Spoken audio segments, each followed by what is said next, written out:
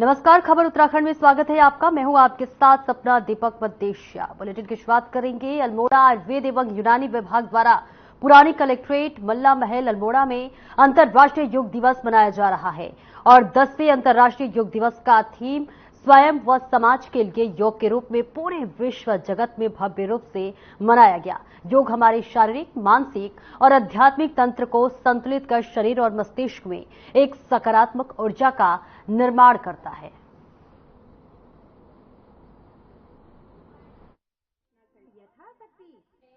दिवस को मनाता है। भारत तो योग से जुड़ा है पहले से ही, सदियों से योग हमारे यहाँ चलता है और जो जोड़ने का काम करता है। आज जिस प्रकार से आदरणीय मोदी जी के नेतृत्व में जिन्होंने एक कल्पना स्पष्ट रूप से अंतर्राष्ट्रीय योग दिवस मनाने के लिए एक प्रस्ताव जो रखा और पहली बार में 175 सदस्य देशों ने उसका समर्थन किया। आदरणीय मुख्य अधिकारी आपसी परस्पर मिलकर बोले और सभी। तो वहीं अंतर्राष्ट्रीय योग दिवस के मौके पर हर जगह देश विदेश में योग के कार्यक्रम किए जा रहे हैं। इस मौके पर हल्द्वानी के हीरानगर स्थित उत्थान मंच में एक बड़ा योग शिविर आयोजित किया गया, जिसमें सैकड़ों लोगों ने योग किया। इस दौरान शहर के कई गणमान्य लोग भी कार्यक्रम में मौजूद रहे।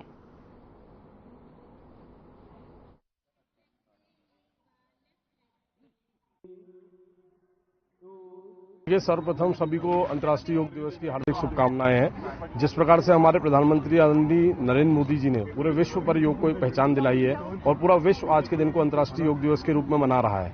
हम सब लोगों को योग करना चाहिए, योग को अपने जीवन का सलीका बनाना चाहिए और युवाओं ने खासकर आज जो हमने कार्यक्रम इसी रखा है कि जागरूकता युवाओं पे जानी चाहिए और सब वरिष्ठ जनों के साथ हमने कार्यक्रम करा है और पूरे साल हम सब लोग योग को अपनाएंगे, योग को आगे लेकर चलेंगे और अपने जीवन को स्वस्थ रखेंगे, फिट इंडिया की मुहिम को आगे बढ़ाएंगे। देखिए, योग जो है जब स्वस्थ रहेगा तभी मन प्रसन्न रहेगा। स्वास्थ्य के लिए सब चीज के लिए जरूरी है। ये हमारे बहुत बड़े हमारे लिए गर्व की बात है। जब से हमारे माननीय प्रधानमंत्री मोदी जी ने चार्ज लिया तो सबसे पहले उन्होंने विश्व को एक संदेश दिया कि स्वास्थ्य के लिए योग बहुत जरूरी है। तो योग 21 जून को योग दिवस मनाया जाता है और आज उसी की परंपरा को हम लगातार निभा रहे हैं। आज ही जो है सब में बड़ा दिन भी होता है उत्तरी गोलार्ध का, इसलिए भी योग करना बहुत जरूरी है। और इसके साथ साथ जैसे आज देखा पूरे विश्व में जो रामदेव ने लहर चलाई है, उस लहर का इतना फायदा है कि लोगों का जो मेडिकल का बजट है वो 1/4 रह गया है।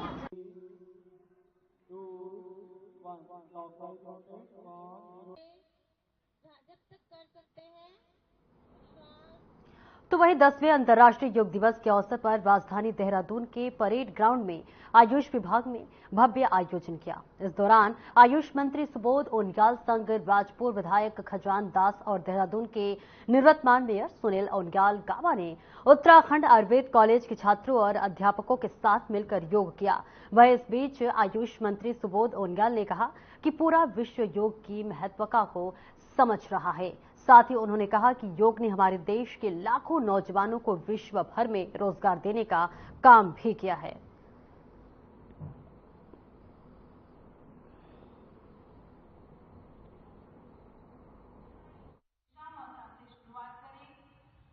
दिवस के अवसर पर सभी शहरवासियों को, सभी प्रदेशवासियों को अंतर्राष्ट्रीय योग दिवस की बहुत बहुत बधाई, शुभकामना देता हूं।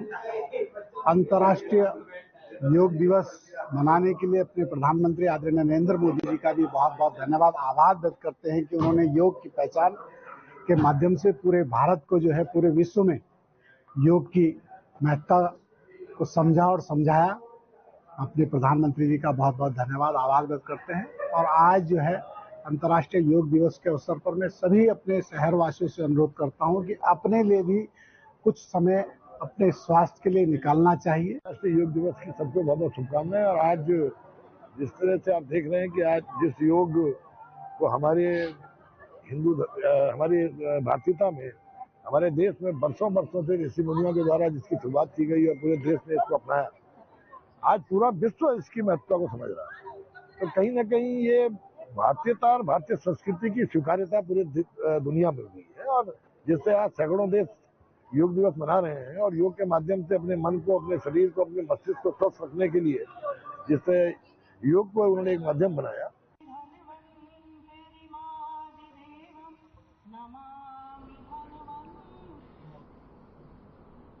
अंतर्राष्ट्रीय योग दिवस के मौके पर देहरादून के परेड ग्राउंड में आयुष और आयुष शिक्षा विभाग को तरफ से विशेष कार्यक्रम आयोजित किया गया, जिसमें उत्तराखंड आयुर्वेद कॉलेज के छात्र और शिक्षक गणों ने भी योग कर युवाओं को जागरूक करने का प्रयास किया। वह इस बीच आयुर्वेद विभाग के निदेशक डॉक्टर विजय कुमार राज जोगदंडे ने कहा कि सभी जनपदों के मुख्यालयों में योग दिवस के कार्यक्रम किए जा रहे हैं और मैं उम्मीद करता हूं कि आयुष विभाग द्वारा योग को बढ़ावा देने के लिए विभिन्न कार्यक्रमों का निरंतर आयोजन किया जाता रहेगा। और वहीं इसके साथ उत्तराखंड आयुर्वेदिक कॉलेज की योग के प्रोफेसर मीनाक्षी राणा ने कहा कि योग ही एक ऐसी नियमावली है जिससे हम अपने जीवन को सुचारू रूप से आगे और अग्रसर कर सकते हैं।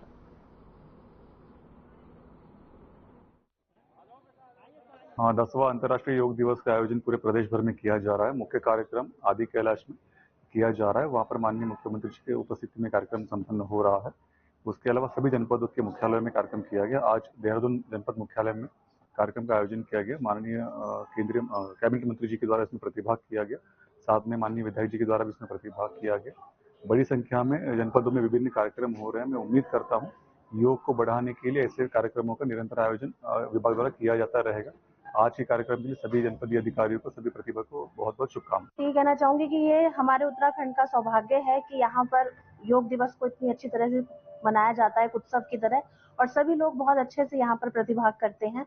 और आज इंटरनेशनल योग दिवस के दिन मैं यही कहना चाहूंगी सभी को कि आप अपने जीवन में योग को अपनाइए, क्योंकि योग ही एक ऐसी नियमावली है जिससे आप अपने जीवन को सुचारू रूप से आगे की ओर अग्रसर कर सकते हैं, एक सकारात्मक ऊर्जा के साथ।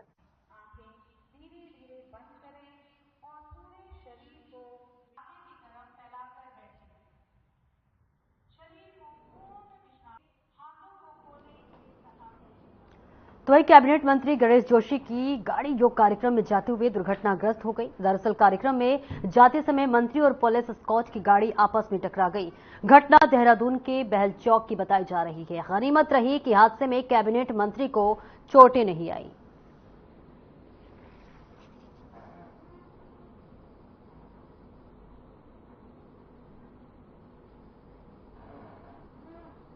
तो देखिए, कैबिनेट मंत्री की जो गाड़ी है वो दुर्घटनाग्रस्त हो गई है। हालांकि गनीमत रही है कि उन्हें चोट नहीं आई है, लेकिन आपको बताते चले कि जैसे ये खबर सबके सामने आई वैसे ही अफरा तफरी मच गई, क्योंकि देखिए कैबिनेट मंत्री हालांकि देखिए सुरक्षित बताए जा रहे हैं, लेकिन ये जो उनकी गाड़ी दुर्घटनाग्रस्त हुई है किस कारण से हुई है, क्या कुछ इसके पीछे कारण आया, फिलहाल अभी इसकी जो है जानकारी सामने नहीं आई है। लेकिन ये बड़ी जानकारी आपको बता रहे, जहां कैबिनेट मंत्री फिलहाल उनकी गाड़ी दुर्घटनाग्रस्त हो गई, फिलहाल वो सुरक्षित हैं।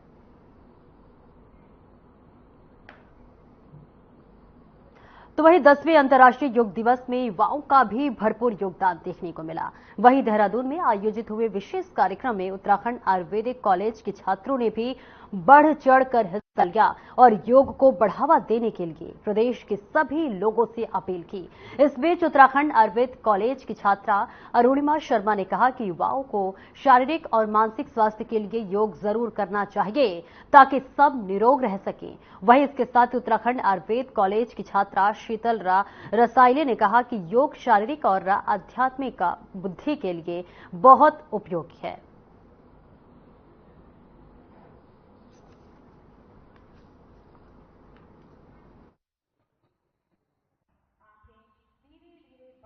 बहुत ही बढ़िया कार्यक्रम था, बहुत ही आनंद आया सभी के साथ योगाभ्यास करके। और मैं सभी यूथ से कहना चाहती हूँ कि रोज योगाभ्यास करें अपने शारीरिक स्वास्थ्य के लिए और मानसिक स्वास्थ्य के लिए, और सबसे जरूरी खुद योग करें और औरों को भी योग करवाएं, जिससे सब निरोगी रहें, सब स्वस्थ रहें और सब खुश रहें। मैं सभी को हार्दिक शुभकामनाएं देना चाहती हूँ योग दिवस के उपलक्ष्य में। मैं केवल अपने जनरेशन को नहीं, यंग जनरेशन जो बिल्कुल बच्चे हैं तब से ही सबको मैसेज देना चाहती हूँ कि योग को अपने जीवन में अपनाइए। ये बहुत ही उपयोगी है, न केवल आपके मानसिक वृद्धि के लिए, शारीरिक वृद्धि और आपके आध्यात्मिक वृद्धि के लिए भी बहुत ही उपयोगी है।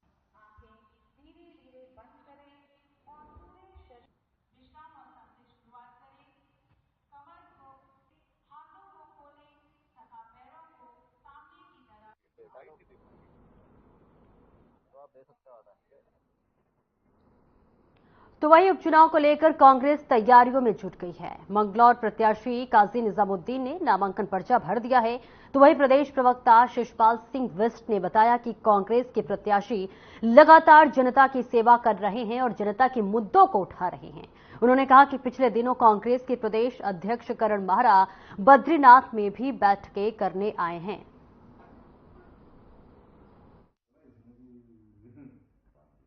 देखिए, उपचुनाव को लेकर के कांग्रेस पार्टी की तैयारियां पहले से ही पूरी हैं। लोकसभा चुनाव के दौरान ही हम इन दोनों सीटों पर उपचुनाव चाहते थे। हमने राज्य के माननीय मुख्य निर्वाचन आयुक्त महोदय से इस बारे में बात भी की थी, लेकिन विलंब से चुनाव की घोषणा हुई है। तो हमारी तैयारियां पहले से हैं, क्योंकि हमारे जो प्रत्याशी हैं वो लगातार जनता की सेवा कर रहे हैं, जनता के मुद्दों को उठा रहे हैं, उन पर जो है संघर्ष करने का काम कर रहे हैं। उनकी लोकप्रियता अपने अपने क्षेत्रों में है और ये बात जो है विपक्ष भी जानता है। और निश्चित तौर पर आपने देखा होगा कि हमारे आदरणीय प्रदेश अध्यक्ष करण माहरा जी सीट की बैठक से सीधा बद्रीनाथ विधानसभा क्षेत्र में पहुंचे।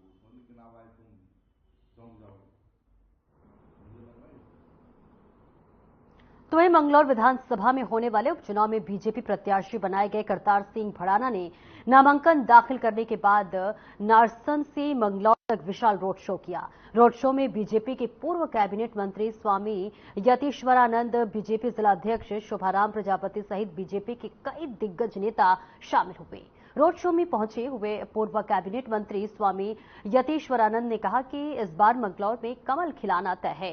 रोड शो में बीजेपी समर्थक भारी संख्या में पहुंचे। भारी भीड़ जुटने पर यह बात साफ साबित हो गई कि इस बार मंगलौर की जनता बदलाव चाहती है और मंगलौर विधानसभा सीट बीजेपी की झोली में डालने की तैयारी में जुटी हुई है। और यही आपको बता दें कि करतार सिंह भड़ाना ने कहा कि मंगलौर से इस बार बीजेपी भारी मतों के साथ विजयी होगी।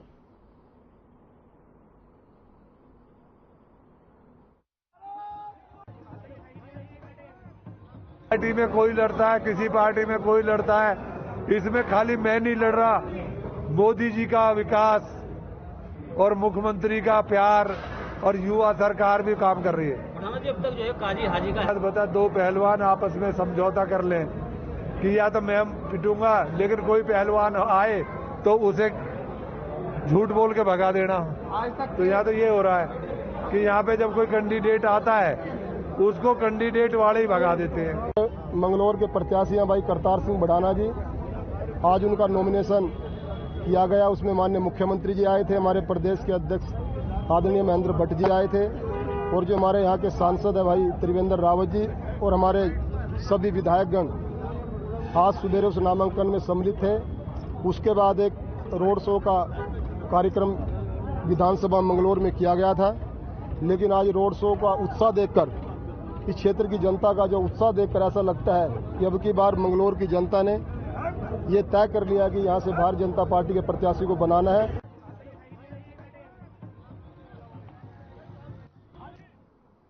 वहीं सड़क सुरक्षा को लेकर देहरादून के आरटीओ कार्यालय में आरटीओ प्रवर्तन शैलेश तिवारी की अध्यक्षता में महत्वपूर्ण बैठक हुई। वहीं इस बात पर शैलेश तिवारी ने कहा कि प्रवर्तन का मूल्यांकन करना उनका मुख्य उद्देश्य है और चारधाम यात्रा के दौरान लगातार ये प्रयास किया गया है कि दुर्घटनाएं कम से कम हो, लेकिन इस विषय में अभी तक सफल नहीं होने के कारण ये बैठकें की गई हैं। और साथ ही उन्होंने कहा कि पैसेंजर वाहनों में ओवरलोडिंग के कारण दुर्घटनाएं होती हैं तो उस पर कार्रवाई की जा रही है, जिस पर हम ड्राइविंग लाइसेंस भी सस्पेंड कर रहे हैं।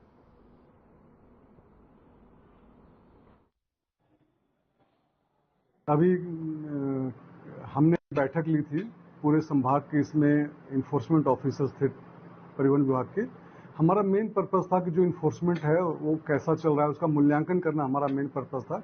बीच में देखा होगा आपने कि चारधाम यात्रा भी चल रही है, कई दुर्घटनाएं भी बीच में हुई हैं, तो इसको लेकर के भी परिवहन विभाग बहुत सजग है। हमारा पूरा प्रयास है कि दुर्घटना को एकदम कम से कम किया जाए और जीरो एक्सीडेंट की तरफ हम लोग बढ़ने के लिए मतलब हमारा प्रयास है, लेकिन हम लोग अभी तक सफल नहीं हो पाए।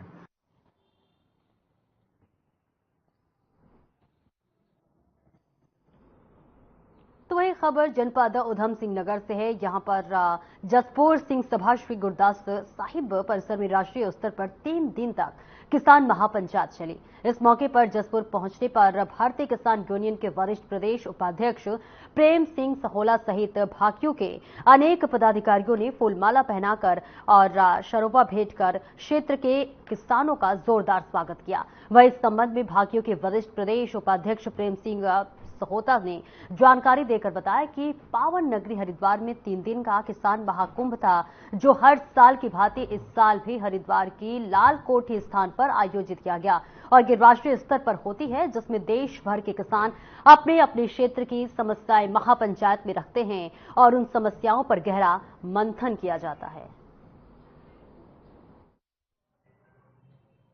जो किया गया है, हमारे 15 तारीख से ये हमारा ट्रिप गया हुआ था, जिसमें महाकुंभ कहते हैं उसे चिंतन शिविर चलता है हमारा भारतीय किसान यूनियन टिकैत वाला लाल कोठी हरिद्वार में। तो ये लंगर की सेवा में 15 तारीख से हमारी ये शहरी सेना गई हुई थी, यहाँ से 20-25 आदमी को जो डेलीगेशन गया हुआ था, जो केवल लंगर की देखरेख के लिए, जिसमें हमारे मुख्य शीतल सिंह जी और दिदार सिंह जी इनके नेतृत्व में टीम बनी थी और ये पूर्ण करके वहाँ से हरिद्वार से लंगर की सेवा आई है। तो इनका यहाँ पर इसलिए स्वागत किया गया है।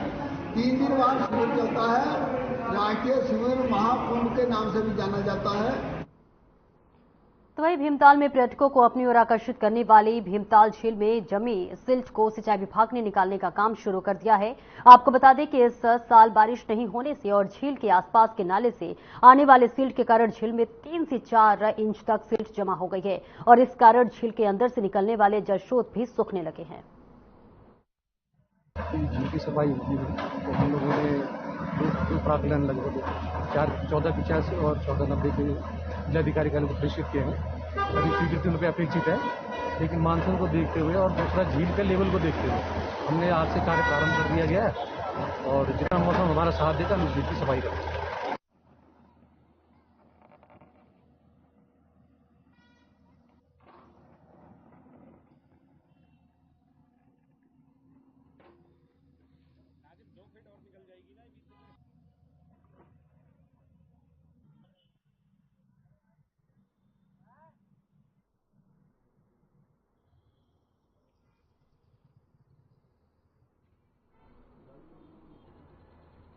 उत्तराखंडी सिनेमा स्टार राघवी नेगी बीते 41 सालों से पहाड़ी सिनेमा को विश्व पटेल पर स्थापित करने के लिए जुटी हुई है और वर्ष 1983 में गढ़वाली फिल्म घर जबे से नायिका के रूप में अपना जीवन शुरू करने वाली उर्मी नेगी बताती हैं कि पहले पहाड़ी सिनेमा को पूरे विश्व पटल पर प्रदर्शित हो रहे सिनेमा से प्रतिस्पर्धा करवाने के उद्देश्य से वो उत्तराखंडी फिल्मों में काम कर रही हैं।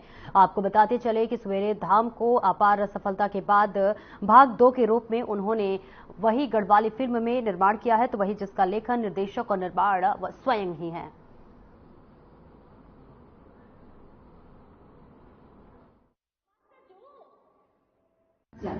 बहुत ज़्यादा इतनी ब्यूटीफुल प्लेसेस हैं यहाँ पे कि मैं कल्पना नहीं कर सकती हूँ।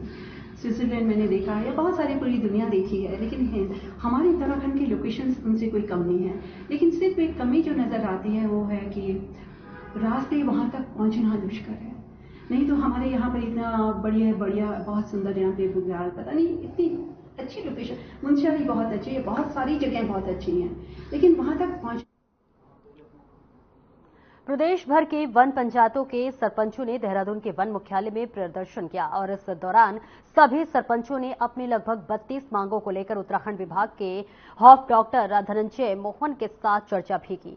तो इस बीच अल्मोड़ा सल्ट वन पंचायत के सरपंच घनानंद शर्मा ने बताया कि हमारी मुख्य मांग है कि सरपंच के पद को संवैधानिक दायरे में लाया जाए और वन निगम और पंचायतों के लिए जो कार्य योजना बनाई जाती है उनमें सरपंचों को भी सहमति ली जाए। वहीं इस पर वन विभाग के हॉफ डॉक्टर धनंजय मोहन ने कहा कि वन पंचायत हमारी लगभग 100 साल पुरानी संस्थान है और उनकी कई मांगे जो है नीतिगत है, जो कई मांगे जिलाधिकारियों से संबंधित है। तो वही वन विभाग द्वारा वानिकी और वन्य जीव प्रबंधन के साथ मिलकर इन मांगों पर और हम यहाँ कुछ मांगों को लेकर के यहाँ पे होप साहब के पास आए थे और उनकी जो हमारी अंदर जब वार्ता हुई होप साहब से कुछ बिंदुओं पर हमारी सहमति बन चुकी है।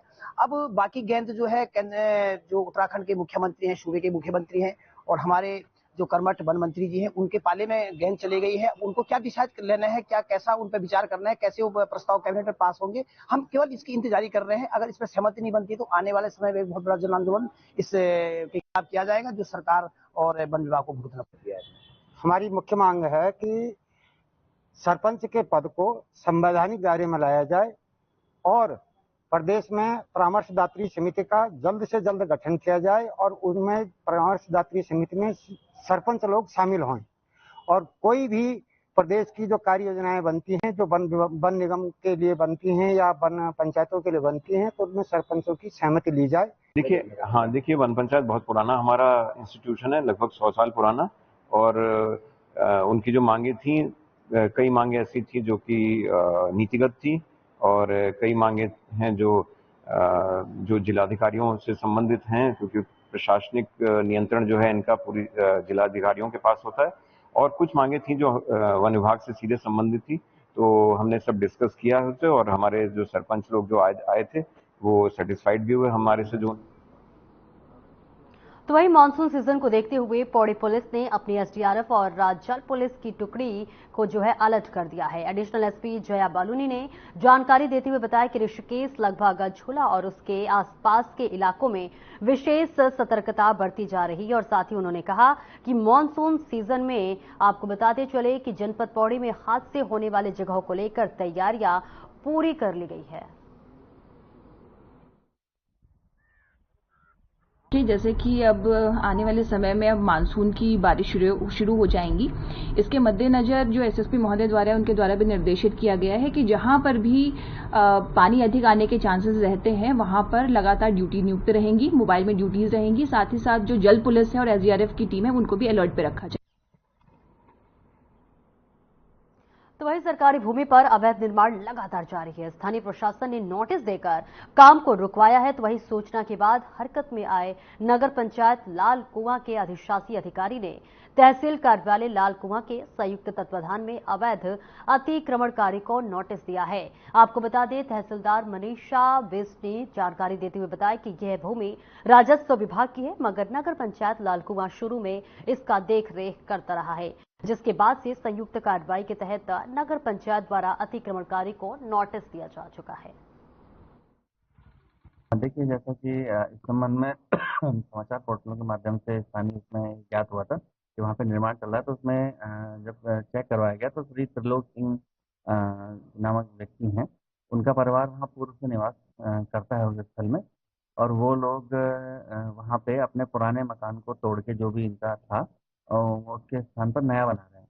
तो हमारे पास चूंकि लैंड से संबंधित कोई रिकॉर्ड नहीं है, तो मैंने तहसील से कल इसको मंगवाया। तो लाल कुआं में जो बंदोबस्त की प्रक्रिया चल रही है उसमें अवैध कब्जेदारों की सूची पूरे शहर।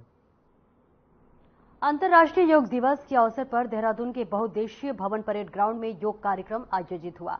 कैबिनेट मंत्री सुबोध उनियाल ने दीप प्रज्वलित कर कार्यक्रम का शुभारंभ किया। कार्यक्रम में पूर्व मेयर सुनील उनियाल गामा, स्थानीय विधायक खजानद्वारा सहित तमाम लोगों ने योग किया।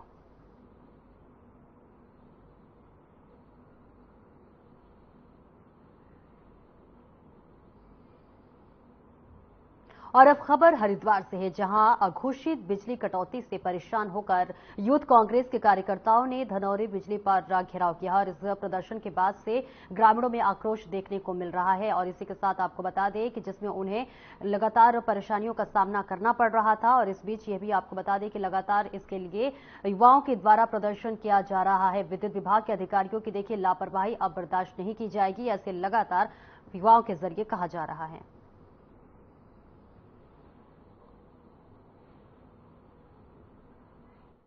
उसके लिए भी हम यहाँ पे धरने पर पहुंचे हैं। क्या और हमारे जी साहब से बात हुई है, वो हमें आश्वासन दे रहे हैं, पर अभी हम हटने वाले नहीं है। जब तक एक्शन साहब यहाँ पे नहीं पहुंचेंगे तब तक हम यहाँ पे बैठ रहेंगे, और जब तक एक्शन साहब हमें आश्वासन लिखित में नहीं देते हैं कि ये सारी समस्या दूर होगी, तब तक हम यहाँ से हटने वाले नहीं है। जय साहब जिससे यहाँ पहुंचे हैं और अधिकारी यहाँ पे पहुंचे हैं, आश्वासन क्या मिला है यहाँ से? जो जिन मांगों लेकर आप यहाँ पहुंचे हैं मांगे पूरी होंगी? अब तक आज हमें जी साहब ने आश्वासन दिया है कि आपकी सभी मांगे पूरी हो जाएंगी।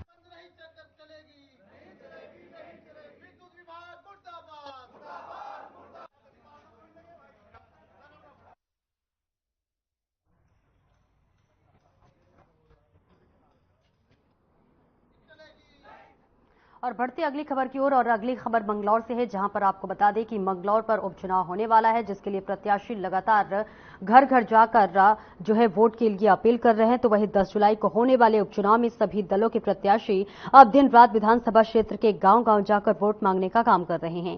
तो वहीं बीजेपी के करतार सिंह भड़ाना रोड शो कर रहे हैं, तो वहीं बीएसपी के प्रत्याशी और कांग्रेस के प्रत्याशी गांव-गांव जाकर लोगों से वोट मांग रहे हैं। कांग्रेस के प्रत्याशी काजी निजामुद्दीन का विधानसभा के गांव सकोती में जनता ने ढोल बजाकर स्वागत किया।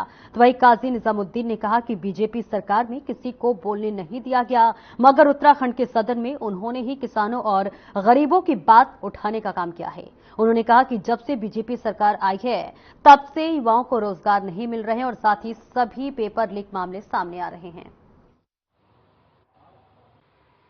अब हेलीकॉप्टर घुमा रहे हैं, हेलीकॉप्टर से यहाँ की जनता को क्या मिलेगा? लंबी लंबी गाड़ियाँ, बड़ी बड़ी गाड़ियाँ हैं, तो यहाँ की जनता को सिवाय जाम के और कुछ नहीं मिला।